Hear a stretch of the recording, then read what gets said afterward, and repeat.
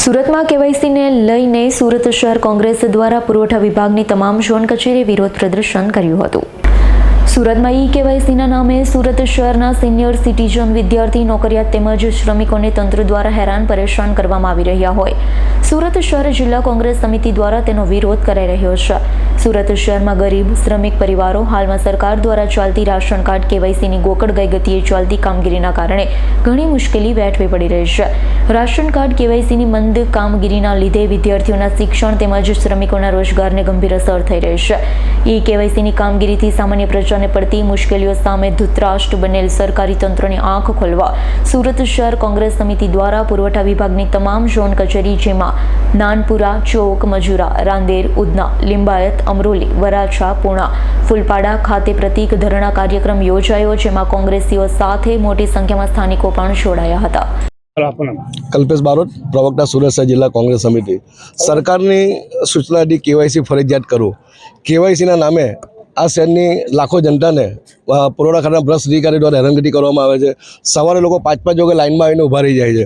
સ્કૂલના વિદ્યાર્થીઓ હોય, સિનિયર સિટીઝન, નોકરિયાત વર્ગ, શ્રમિક વર્ગના માણસ હોય, રોજ કમાઈને રોજ ખાનારા લોકો સવારે 5 વાગ્યાથી આવીને ઝોનની બહાર લાઇન લગાવે ત્યારે 10 વાગે ટોકન મળે છે। ટોકનમાં બી અધિકારી સાથે અથવા ઝોનના ઓપરેટર સાથે, એજન્ટો સાથે સેટિંગ હોય એને ડાયરેક્ટ ટોકન આપીને લોકોને કેવાયસી કરવામાં આવે છે। કેવાયસીના નામે માત્ર ને માત્ર દરેક ઝોનમાં ભ્રષ્ટાચાર ચાલે છે અને આજે સુરત શહેર જિલ્લા કોંગ્રેસ સમિતિના નીચે હેઠળ સુરતની તમામ 10 ઝોન પુરવઠા કચેરી ખાતે 11 દિવસના પ્રતિક ધરણાનું આયોજન કરવામાં આવેલ છે અને આપ જોઈ શકો છો અહીંયા પણ હજારોની ભીડ સવારે 5 વાગે લાઇનમાં ઊભી છે। ઝોનમાં પણ સરકાર દ્વારા અથવા જિલ્લા પુરવઠા અધિકારી નિયુક્ત કરેલા માણસોના બદલે એજન્ટો દ્વારા ઝોનમાં બેસીને ભાજપનો પ્રચાર કરવામાં આવે છે। અત્યારે પણ અમરોલી ઝોનમાં જે નિમણૂક પામેલા કર્મચારી એના કરતાથી ભાજપના કાર્યકર, મારી પાસે એક પુરાવો છે અત્યારે કે જે ભારતીય જનતા પાર્ટીનો કાર્યકર્તા છે અને એ ઝોનમાં બેસીને ફોર્મ લોકોના સ્વીકારે છે। ભાજપના માનીતા જે લોકો હોય એ લોકોને ડાયરેક્ટ ટોકન આપી ડાયરેક્ટનો ફોર્મ સ્વીકારીને કેવાયસી કરવામાં આવે છે। સામાન્ય જનતાને રંજાડવામાં આવે છે, માત્ર પૈસા આપો અને કામ કરાવો। આ અધિકારીને પ્રજાની કોઈ પડી નથી, કેવાયસી નામે માત્ર ટાઈફો કરે છે। એટલે આજે અમે આ સામાન્ય જનતા વતી અધિકારી અને એજન્ટને આ પૈસા આપવા માટે આવ્યા છે કે પૈસા લો પણ ગરીબોના કામ કરો।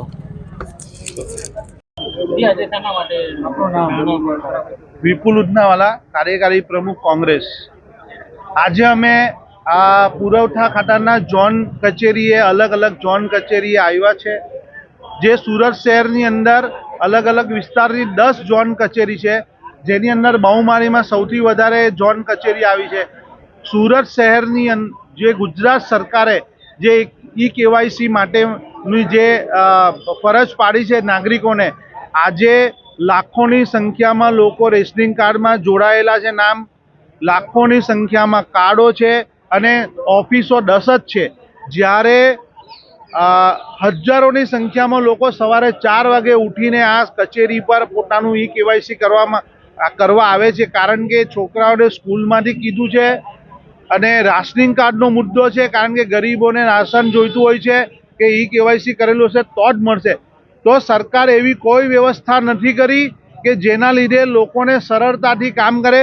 લોકો 4-4, 5-5 દિવસ રોજગાર છોડી અને અહીંયા લાઇનમાં ઊભા રહી છે।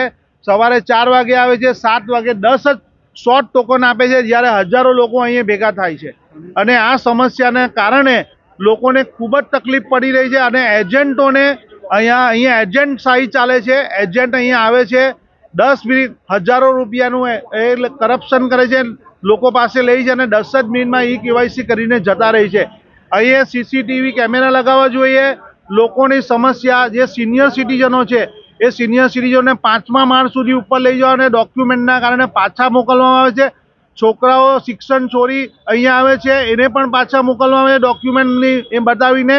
એટલે આ સરકારી કચેરી ભ્રષ્ટાચારનો અડ્ડો બની ગયો છે અને આ એજન્ટોની અને આ જે અહીંના લોકો છે, જે સરકારી કર્મચારીઓની સમસ્યા જે રીતની છે કે સ્ટાફ ઓછો છે, લોકોને બહાના કાઢવામાં આવે છે। તો અમારી સરકારશ્રીને, અમારી કોંગ્રેસ પાર્ટી તરફથી માંગણી છે કે એક ઝોનની અંદર ઓછામાં ઓછી 10 શાખા ખોલવામાં આવે, જેનાથી લોકોને સરળતા મળે, લોકોનું કામ થાય, સિનિયર સિટીઝન અને બચ્ચા, એવી અમારા કોંગ્રેસની માંગણી છે।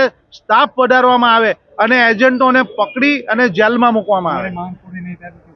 અમારી માંગ પૂરી નહીં થાય તો અમે કોંગ્રેસ પાર્ટી ગાંધી ચિંધ્યા માર્ગે આંદોલન કરીશું, ધરણા કરીશું આમરણ ઉપવાસ કરીશું અને સુરતના લોકો માટે જે પણ કરવાનું હશે એ કરવા માટે કોંગ્રેસ પાર્ટી તત્પર છે અને એ કરીને રહેશે.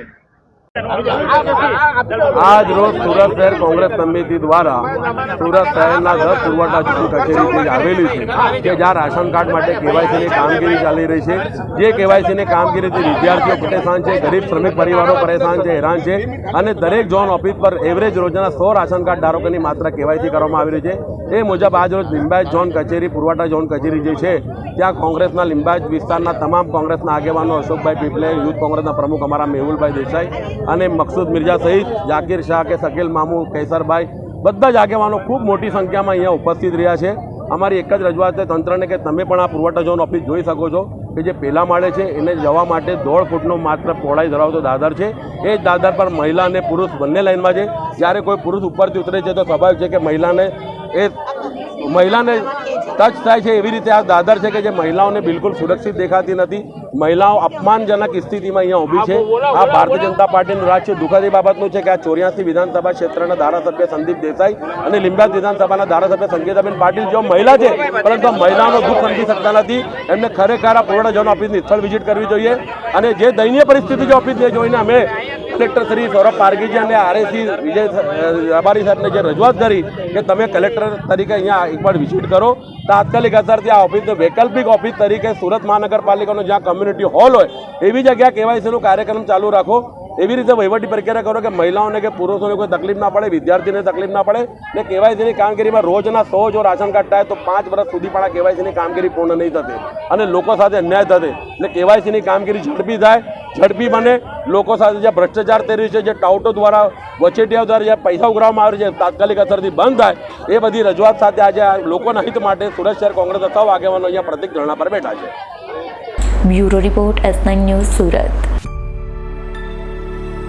અમારી તમામ માહિતીથી અપડેટ રહેવા માટે જોડાયેલા રહો S9 ન્યૂઝ સાથે.